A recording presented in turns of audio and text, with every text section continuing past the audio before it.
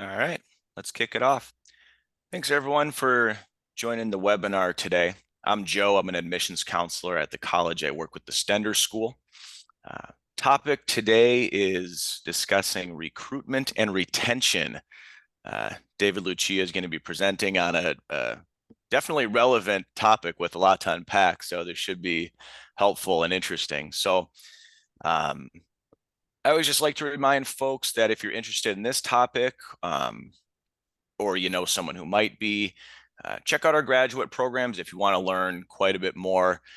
Coming up for spring, we have the Masters of Healthcare Administration, we have MBA, Health Informatics, a bunch of different programs that are going to be starting up again. So spread the word. You know, as a smaller school, we always appreciate folks just chatting about our program with people that they know to help get the word out and keep our program strong. So I'll put a link to the grad programs in the chat box here, and I'll put my info. If anyone wants to chat or has questions, just hit me up at any time and I'd be happy to connect with you. But with that, I will pass it to David. Hey, thank you. Appreciate it, Joe. Welcome and thanks for participating. Given the nature of this topic, I thought I would just give you a brief overview of my background as related to this topic. I've worked in human resource, I've worked in human resource management leadership for about 30 years, primarily in healthcare. I've worked below in both public and private sectors. I've been a manager of labor employee relations, a director of human resources at a hospital clinic system, a division director with a national long-term care organization, and a vice president of human resources with a multi-state healthcare organization with 52 operating centers for clinics and assisted living and skilled living centers. I've been an adjunct instructor at Scholastica for over 20 years. I have an undergraduate in business administration, master's in management from Scholastica, and a doctorate in human resource development. I've also served as the chairperson for the American Healthcare Association National Workforce Committee for a few years. So when we talk about recruitment and retention, it's been really kind of a lot of the focus of my background for the last 30 years, and particularly the last couple of decades of work. I'd like to go ahead and share. I've got to get my PowerPoints up.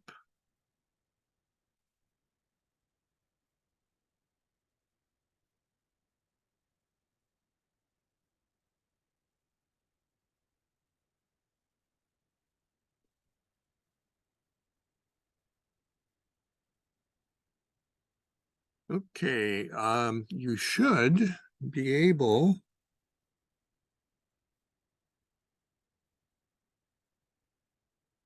to see the PowerPoint. Okay. So what we're going to talk about today is a very complex topic in a very short period of time. So obviously you understand the complexity of this issue just by your presence on this webinar. I am going to have if you have a question as I go through this, go ahead and submit it in the chat box. If it's something I can answer quickly, I'll do that. If not, I'll do that at the end of the presentation. I'll also solicit other questions. You'll have an opportunity at the end. There's also a set of tools, practice tools, that are going to be sent out along with the conclusion email, the follow-up email at the end of the course. So when I'm referring to a few of these pieces, you're going to get a set of those. I've also included a PowerPoint presentation of, it's termed Leadership Development in Long-Term Care. And it's basically a presentation based on the findings of my doctoral research, and I presented it at several national and state conferences. So any of those materials, those will be included and there's a lot of information in there about understanding the connectivity of retaining employees from a leadership perspective. So any of that material I send you, even though if it's copyrighted, that's fine. I'm giving you permission to use whatever you want of that. You can download, use it, edit it. So it's yours to have. So having said that, let's move forward. And you'll notice the tagline, it's not just about what we do to attract people. It's most critically important to think about what we do to keep them. And we often lose sight of that metric and of that focus. And from my experience, most of the discussion revolves around recruitment. And most of the expenditures revolve around recruitment in organizations. But if you think about it logically, if you improve your retention, that dynamically reduces your need to recruit. So I want to talk a little bit in this presentation about and help you maybe reframe your mindset about how we think about recruitment and retention based in what we know from theory, based in what we know from research, and then design effective tools that you'll see are aligned with those elements of knowledge and research regarding group dynamics, group behavior, organizational behavior. So it provides some insights towards understanding and applying.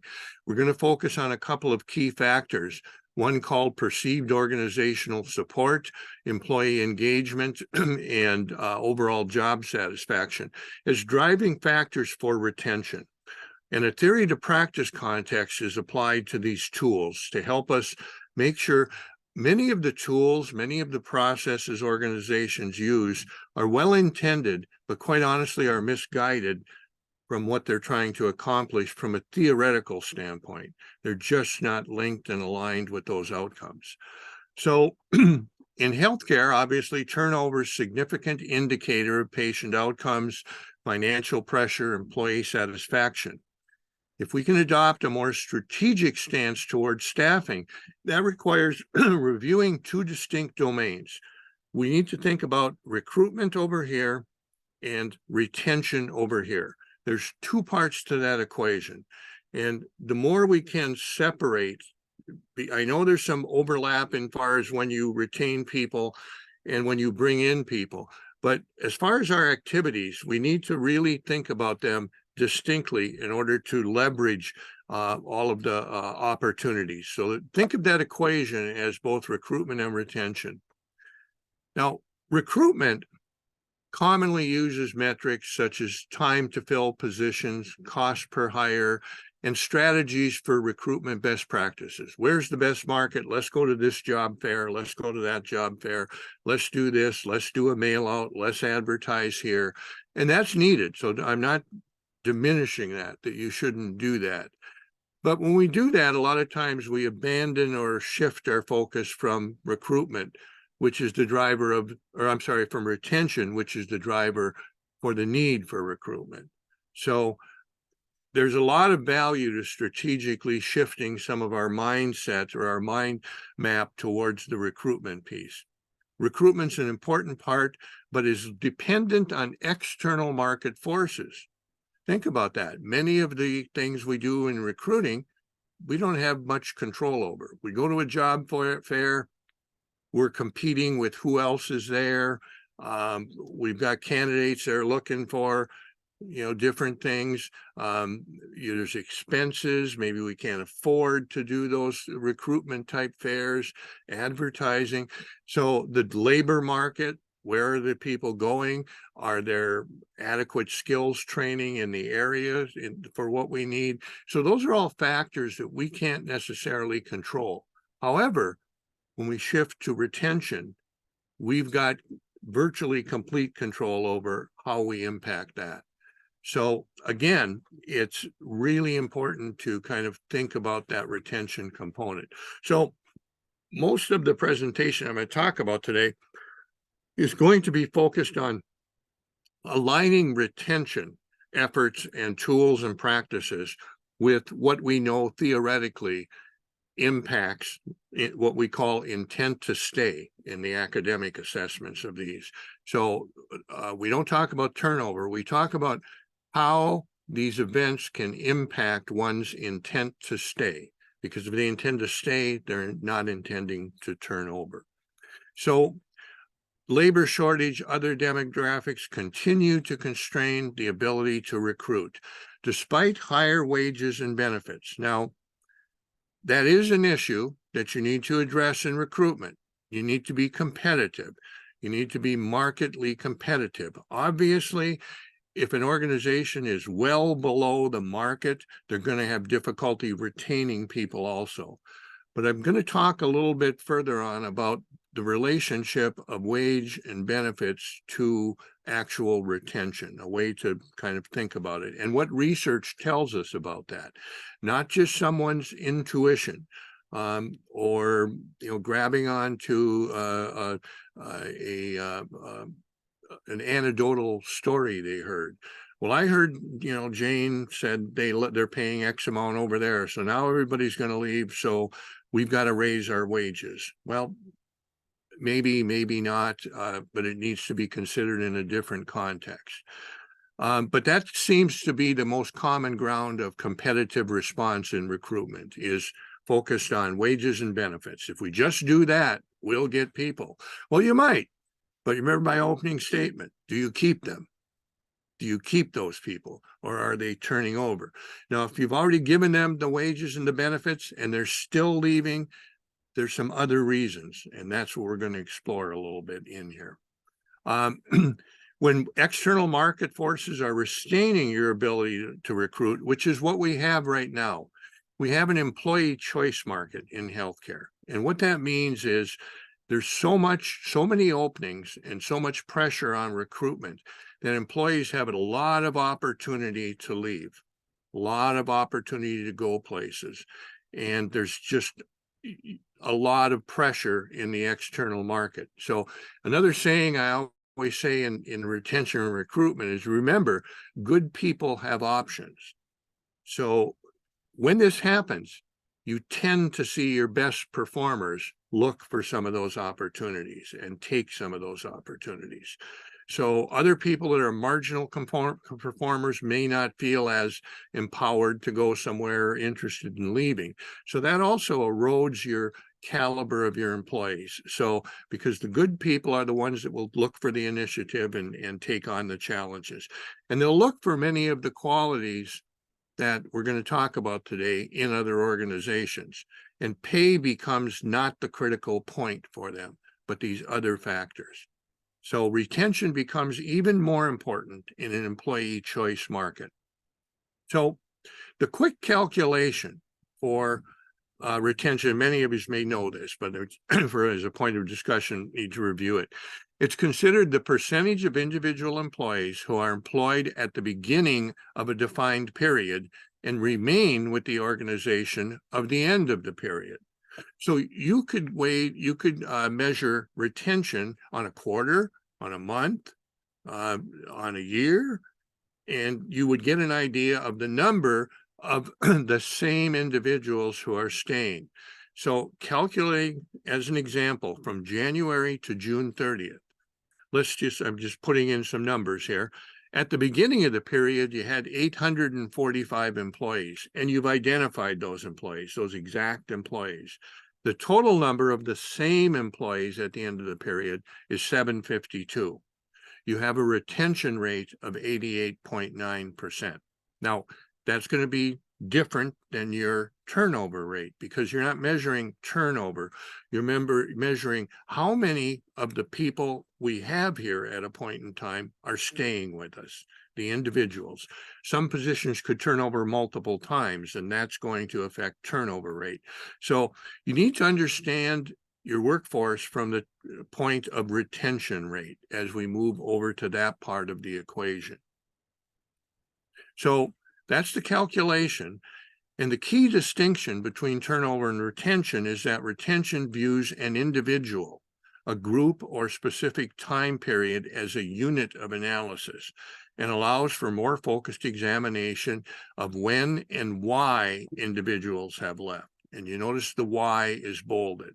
So the point I'm making here is a retention rate gives you the basis for exploring why.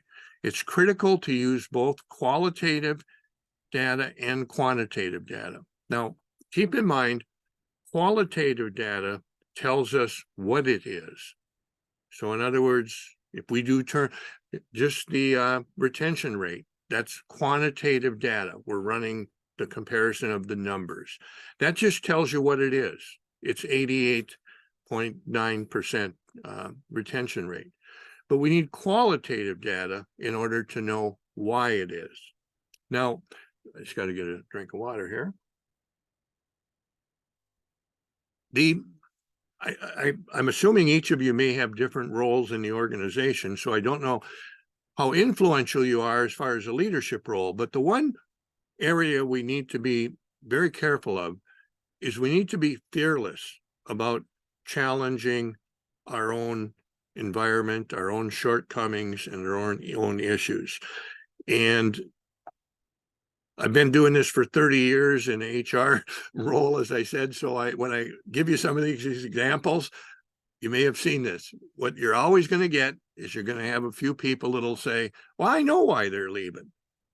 They're leaving because they get better wages over here. They're leaving because of the shift work that we had, the 10-hour shifts. So they're leaving because of, well, they don't know that.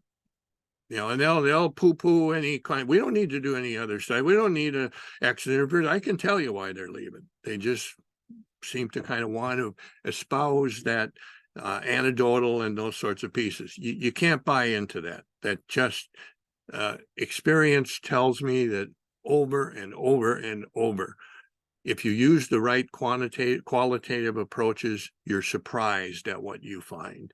And you're surprised at themes. You're able to look for themes of why. And you're able to look for themes of why not. That's just as important. Why aren't people leaving? Why do they stay? So you need to think about the qualitative data to really dig into the retention component. In order to accurately assess it, you need to engage qualitative data. You need to find out why. That's the basis of it. It's critical to use both. Retention analysis provides the foundational data for understanding the workforce and adapting strategic change. Now, when I say understanding the workforce, that means from a academic or a documentable basis. I know why many people are leaving on the night shift. We did focus groups. We did exit interviews. Here's the themes. Here's what we're saying. Here's what we need to fix. Here's what we need to address. We're not using anecdotal or experiences or comments. We know we've gathered at data, we've assessed it, and we can move forward with that data. Just a couple of points. Many of you may have actually seen this already, but the 2023 NSI National Healthcare Retention, and now this is RN, staffing report includes data from 273 hospitals in 35 states. So a fairly good sample size. On turnover, retention, vacancy rates, recruitment metrics, staffing strategies. And this study found that the RN recruitment difficulty index ranges from 61 to 120 days. So what that means is to replace a skilled qualified RN is taking anywhere from 61 to 120 days in a hospital. Throughout 2022, all specialties experienced increases in time to fill, with the exception of labor and delivery RNs. Patient care technicians and CNAs continue to outpace all job titles when it comes to turnover. These jobs continue to record a turnover rate in excess of 30%. Okay. Now, here's an interesting fact. Voluntary turnover or terminations accounted for 94.7% of all hospital separations. Voluntary. Okay. There is the need for focusing on retention. That's the area, not for cause, like attendance or performance or some of those other pieces. 95% of your turnover is voluntary. We have a basic core doctrine in in HR practice is that voluntary turnover is actionable. You can do something about that, but you need to be able to understand it. You need to be able to react to it. You need to be able to engage the whole organization. You need to be shamelessly bold about challenging your own assumptions about your work environment, your approaches to things. And you need to have a recursive process where you continually review and you adjust and you adapt and you improve. So those are some of the tenets that we cover in a lot of the OD and OB programs that in our department is, how to execute a lot of these practices and change initiatives. So that's a startling number that should help us understand how important it is to focus on retention. So having said that, let's move into a little bit about the theory to practice foundations. So that's kind of the background of where we're operating and why it makes sense to focus on retention. Now, research indicates that the first 90 days is a critical period when employees are forming many of the attitudes about the organization and their job. Now, many of you may know this or have heard of this, their 90-day review period. Well, there's a reason for that. That's because people form opinions and impressions, and most of these are formed in the first 90 days. You get out beyond that, and they're kind of set. They've already made their assumptions, okay? So this is referred to as the socialization period. And it's the area that really warrants some focus of practice. Research also indicates that first-line supervisors have the most impact on new hire perceptions and attitudes about their job, the organization, and leadership. Now, if you take a look at the PowerPoint that you'll get following the course on the development of leader-follower relationships, you'll see this point just highlighted. It talks about their relationship with their immediate supervisor. And that whole study will show how it affects their attraction and their intent to stay with or their intent to leave the organization. And they give examples of behaviors and things that have meaning for them. And all of the participants were within their first year of employment. So that's an important concept to remember. The first line supervisor are the ones that have the most influence. And it kind of makes sense because they're the ones working with the employee. So when we talk about the socialization period, there's a pre-arrival, their initial knowledge about the organization, about the ideas. If somebody applies at hospital A, they've heard something, or they have some idea about why they want to work there. They have some idea about the job and the department. So they probably have some preconception about that. And then they have the actual encounter. And that starts really at their interview process, their application process. Now they're encountering the organization. And now they go through the metamorphosis. This is your 90-day window. And this is when they form those perceptions. After that period, you can start seeing how that's going to impact productivity, commitment, and turnover. They pretty much made their commitment decisions within this period. So that's an overview of the socialization process. So here's some key organizational factors impacting employees during this 90-day window. We've all heard about engagement, the degree of involvement with, satisfaction, and enthusiasm for the job and the organization. Well, that's great. We all talk about engagement, so we need to think about how we can actually do that. Engaged employees are more committed to their work and organization and have higher levels of satisfaction. Now, overall job satisfaction is consistently, in research, the strongest predictor of intent to stay. So the more that the person is satisfied with their job, and there's some factors of that, the more they're going to have an intent to stay with the organization. You notice what isn't there is wages and benefits and things like that. They're important, but not the strongest predictor. So job satisfaction describes a positive feeling about a job resulting from the evaluations of its characteristics. Now, the other one that is probably right behind overall job satisfaction is called this is the organizational commitment behaviors. This is what comes out of high levels of job satisfaction. It's the degree to which an employee identifies with an organization and its goals and wishes to remain a member. Organizational commitment behaviors are discretionary behaviors. Okay, that's where the person will go the extra mile, will do the extra pieces. I'll just give you a little side trip hint here, is building organizational commitment behaviors are one of the ways to really measure that is we can take and train people on customer service. And we can train them that when you walk down the hall, if you see a customer, you smile and greet them. Okay? We do that. Everybody goes through the training.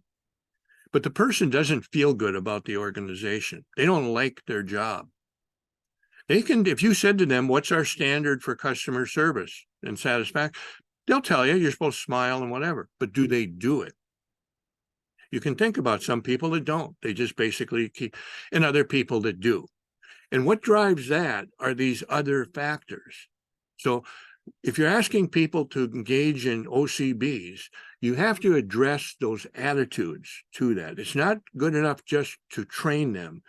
So whenever we get into customer service detail characteristics, those are highly dependent on discretionary behaviors.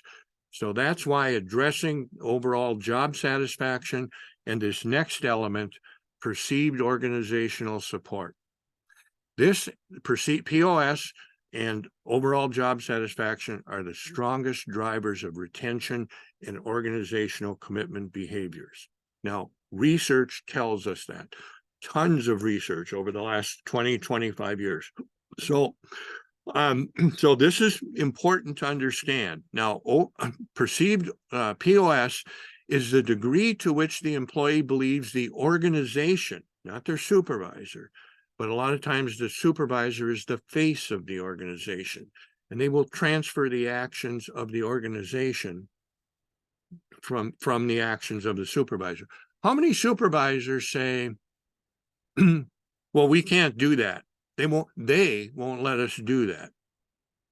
Well, that supervisor has just influenced the POS of that follower, that it's organizational barrier. Now, what if the person's there the first month and they come, hey, I got some great ideas, and oh, they won't let us do that. We've tried that. Oh, okay. Week later, come back. I got another idea, and you see they're kind of go, well, yeah, we can't do that. And so, yeah, well, okay, well, thanks, but yeah, why don't you got a couple residents out there to take care of. So they're going to lose their perceived organizational support value. They're going to lose job satisfaction, and we know that these are the two strongest predictors of intent to stay. So we need to turn that movie around. We need to work with those first line. And we know that those first line supervisors, those are the types of encounters that really have traction.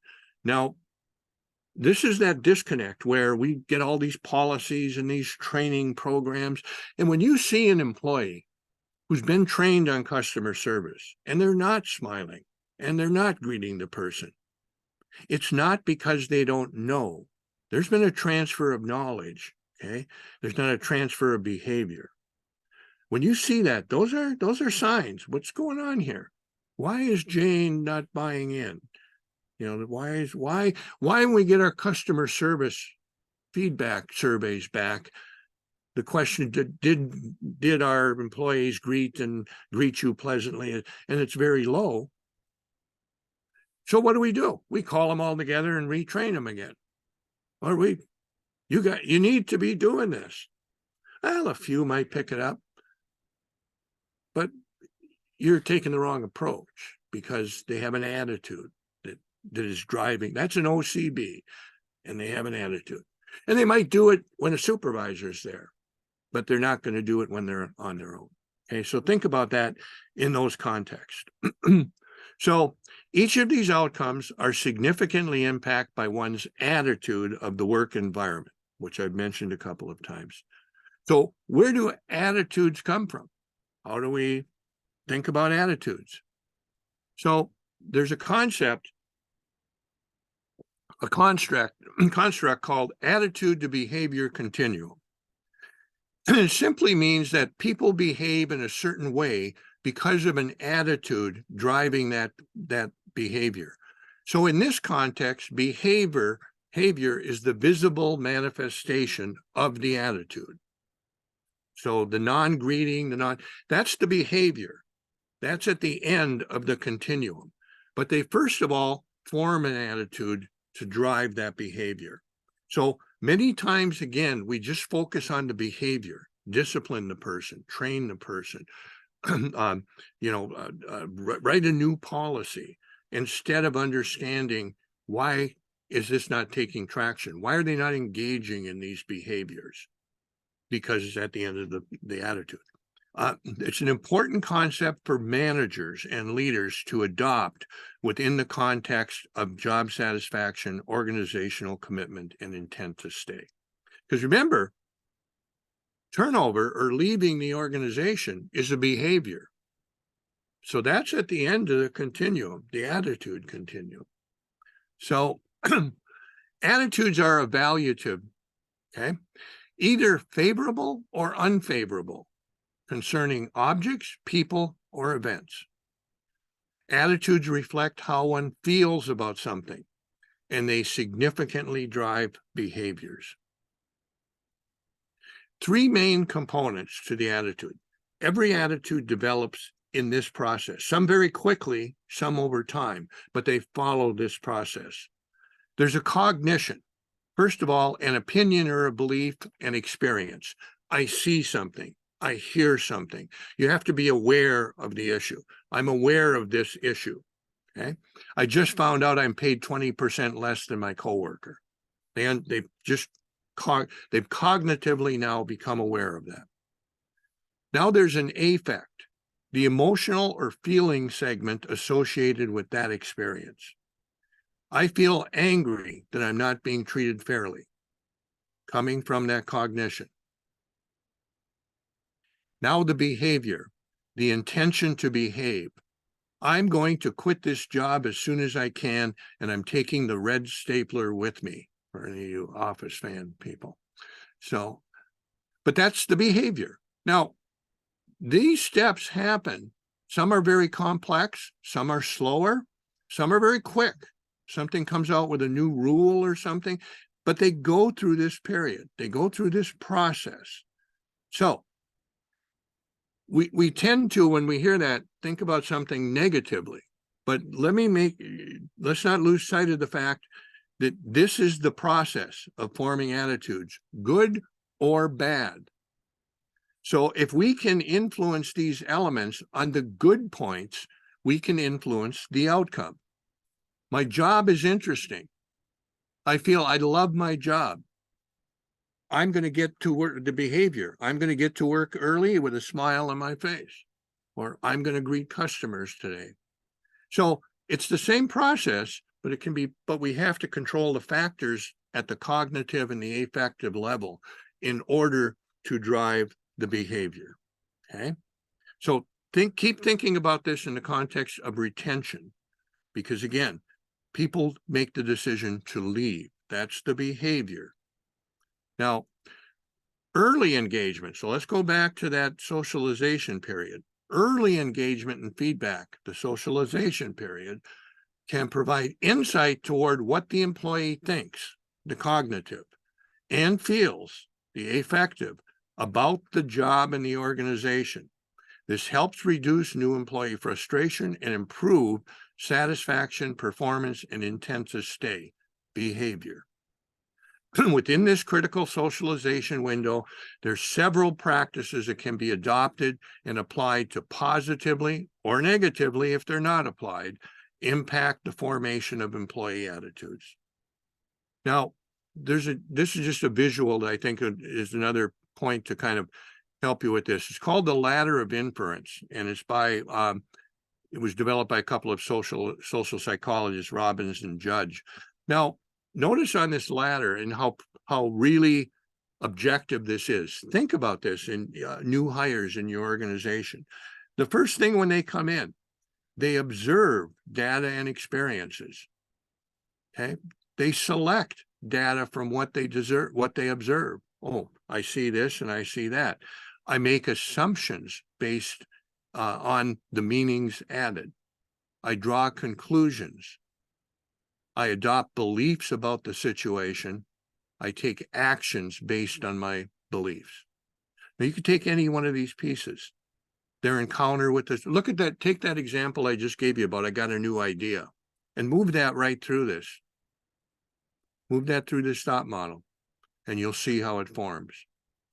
It's the cognitive, affective, and behavior. Okay. So we need to be focusing when the person comes around and tells us after 2 months they're leaving, or at any time they're leaving. Then we're all into, oh, why? What can we do? What we shouldn't be focusing so much up here as we should down here. These are the things we need to focus on. Let's impact what they see, what they observe, what they experience, what the meaning is, what assumptions and conclusions they can draw about their leadership, the organization, their job, their whole work environment. That's where we need to focus on this ladder of inference. So some of the areas to think about are advancement, supervision, perceived organizational support. There's all kinds of events and things that occur that directly impact this. Engagement, compensation, equity. You remember the example was, I just found out I'm paid 20% less. Huge item. Particularly, I've gone through massive retooling of dozens of centers with just historical, because in shortages, they offer a new hire more. They don't adjust the pay scales. There's been all kinds of events, and you've got all kinds of bad feelings. You get into some of the rural areas, people stay out of necessity, but their attitude is not good. Their OCBs are certainly poor. And part of the most prominent issue is because they feel an inequity in how they're paid. Not the market pay, but compared to others. Now, I won't get too far off point, but equity theory that you can certainly take in an OB class talks about they always use relevant others as their comparison. A person, and if you think about that, if you're a registered nurse, you don't compare yourself to the salary of the director of nursing necessarily. You would compare yourself to other nurses in your unit. That's your equity reference. So you need to focus on equity, and then task identity, the meaningfulness of the job. Now, just a word about pay and benefits that I noted earlier. Again, a lot of research on this. There's a very fundamental research in theory called Herzberg's two-factor theory. And he talks about, did the research, the basis of much compensation research from then on. I think he did it in the 80s. And basically says that wage and benefits, compensation, is only impactful up to a person when a person is not dissatisfied. Okay, it doesn't say the driving force, not dissatisfied. So if you know what the market pay is and you get somewhere in that range, and they're going, they pay 50 cents more an hour over at Essentia, but it is what it is. I'm okay with the pay, and I got decent benefits. Now, you can't have those well below market and very substandard, or it will be a driving factor. So your focus should be on reaching a not dissatisfied level, not the primary driver to retain and bring people in. That's where you get in the top of the market, wage pitching and a lot of money. They'll still leave you as soon as the person offers the other benefit, if the other areas are low. Now, beyond compensation, Herzberg's theory then moves to what they call hygiene factors. And the reason he calls those hygiene factors is because they need to be maintained. They're pieces that just need to be maintained that drive a person's commitment to the organization. And those are all like relationships with their supervisors, their perceived organizational support. Once a person reaches a sense of not dissatisfied with compensation, they will shift their motivation for retention to these other factors. And if you look a little bit into that theory, you can just Google it, it'll come up. And you'll see all kinds of references and studies that support that finding. So that brings us back to that socialization period and the factors that we need to focus on. So when implementing monetary or other incentives, they can be difficult to terminate or modify without unintended organizational behavior consequences. Remember the attitude to behavior continuum.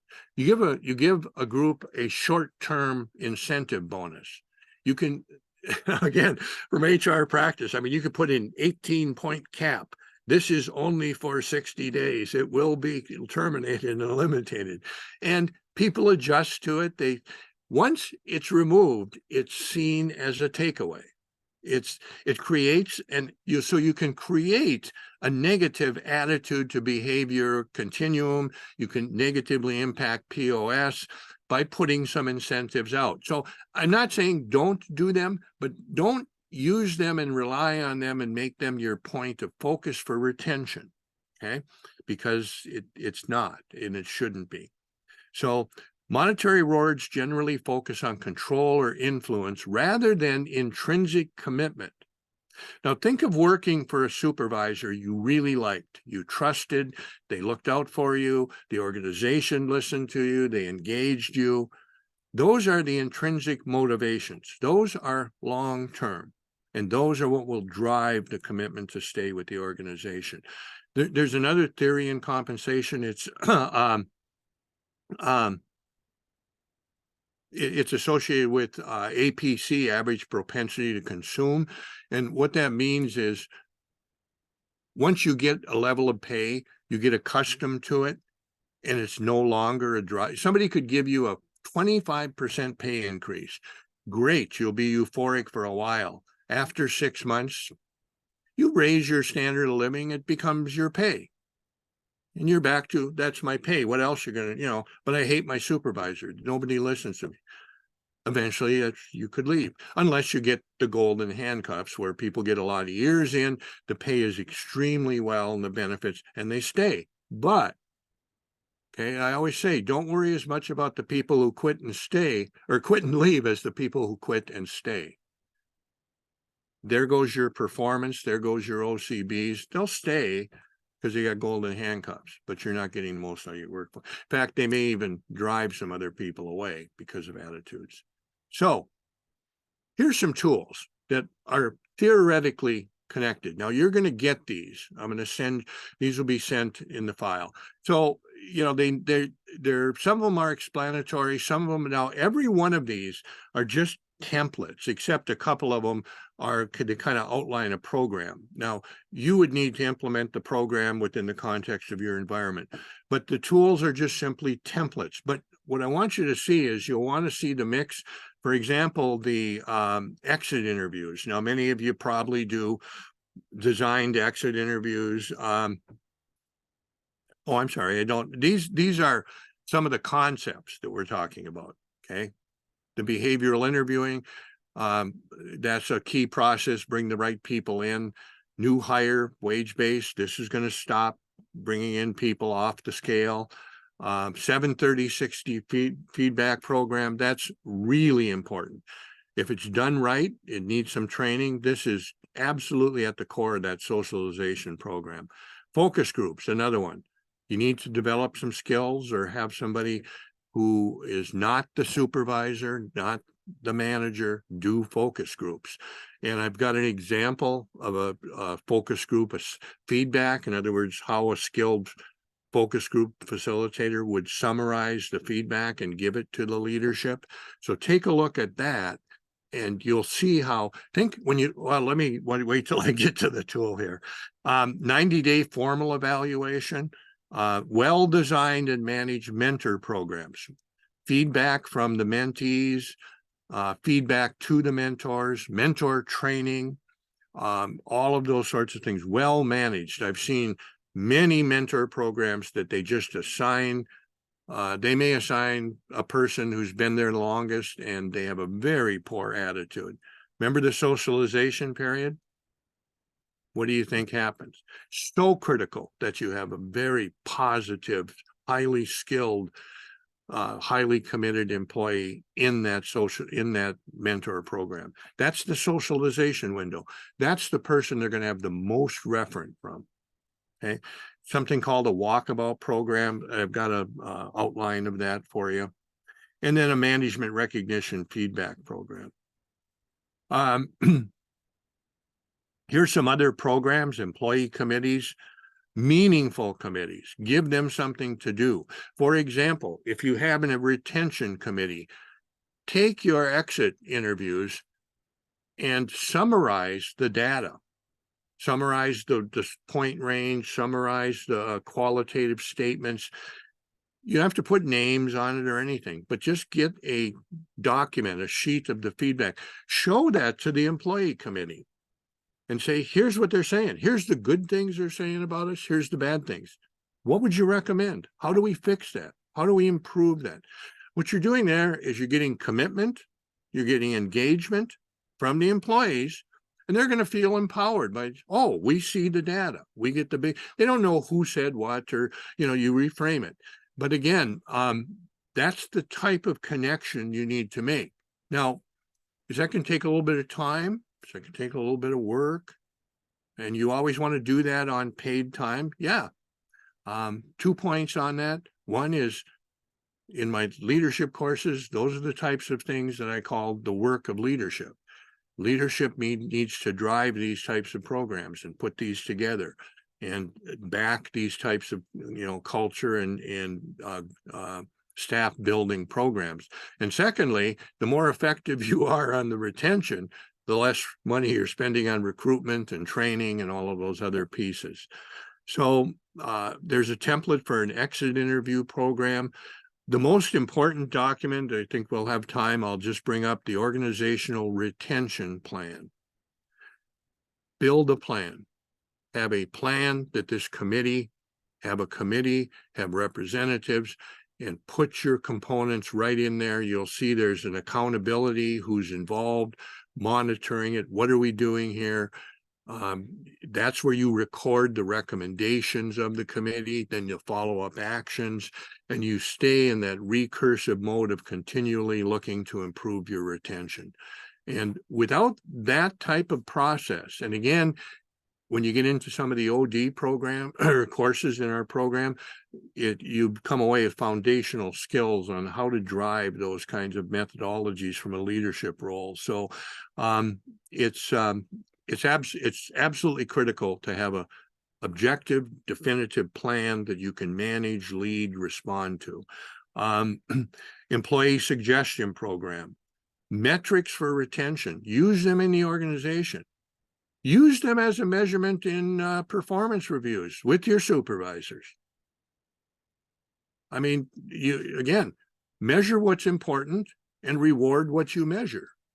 So if retention's important, build a program for the first line supervisors to train them on some of these skills in retention, some of these rationale, some of these reasons why, and then build it into their compensation or their reward program, either through a bonus or some other sorts of calculation of increase, if you have some other sort of a design program. So again, measure what's important and then reward what you measure. That's just a kind of fundamental core step doctrine of compensation incentives. So here's an example of some of the practice tools. Let me bring up the plan here first. I think I've got to stop sharing in order to share that.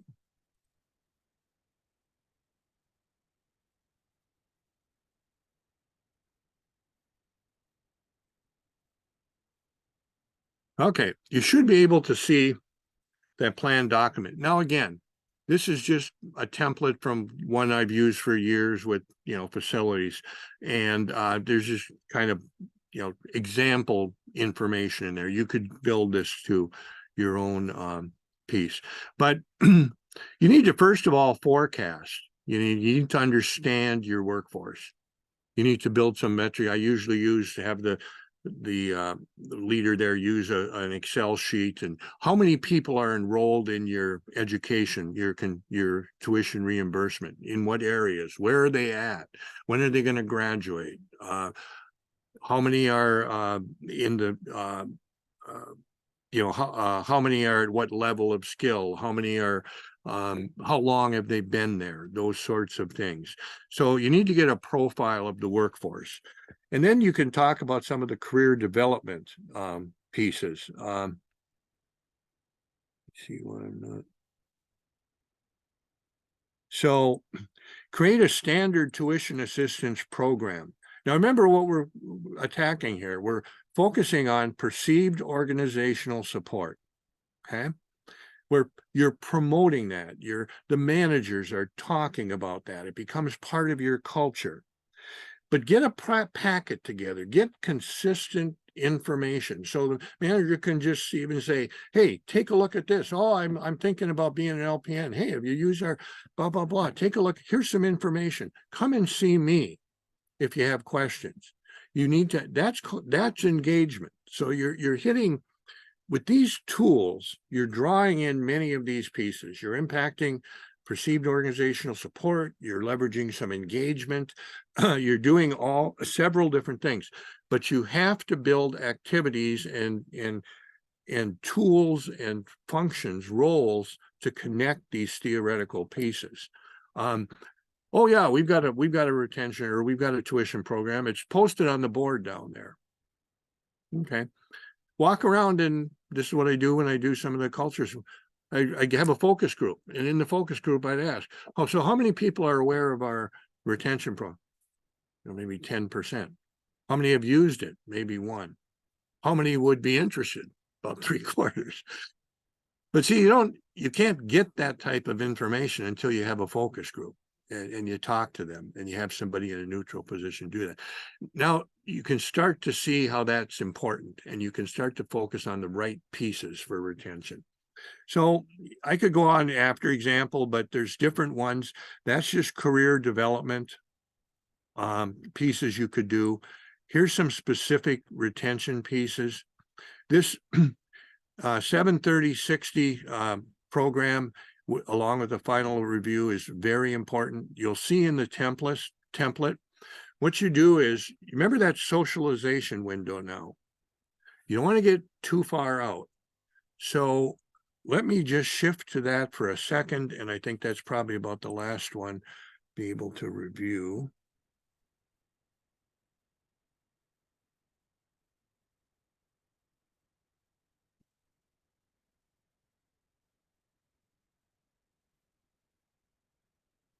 So again, this is just a template to adopt. Now, the most important thing on this should be, you should probably be, that should be your immediate supervisor, or it could also be one level up, okay, from that.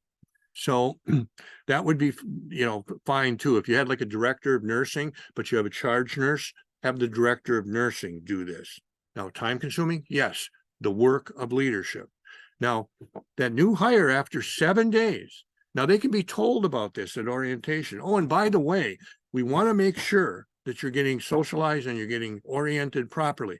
So you can expect that at 7:30 and 60 days, the director of nursing is going to meet with you to talk about how you're doing and what you are feeling and seeing about the job. Okay, let them know that so they know what to expect. And make this about them, not a performance review. It should not be a performance review. It's about them giving you, the interviewer, the feedback. Does the job in our organization meet your expectation compared to what we provided you during the interview? Did we tell you something that wasn't, accurate? If so, what was it? Is there anything you feel you need more training or assistance with?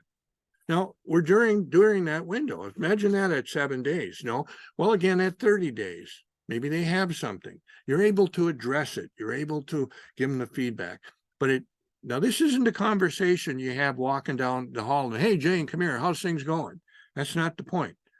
And that, again, is you need to execute these documents and these procedures well in order to connect those POS and those OCBs and all those pieces. They need to come out of there feeling valued, feeling listened to. How is communication with your supervisor? Based on your past experience, do you have any ideas for improving our process or orientation? We want to hear from you. Well, I've only been here a week. Well, yeah, but how'd they do things? That's your last job. Did you have anything you'd recommend that I can pass down? And then is there anything that would cause you to think about leaving the organization? Okay, so you do that 3 times throughout their socialization period. So I think we're running out of time here, but I just wanted to take those 2 documents to kind of show you how they connect and what their objective is and how they're focused on obtaining data.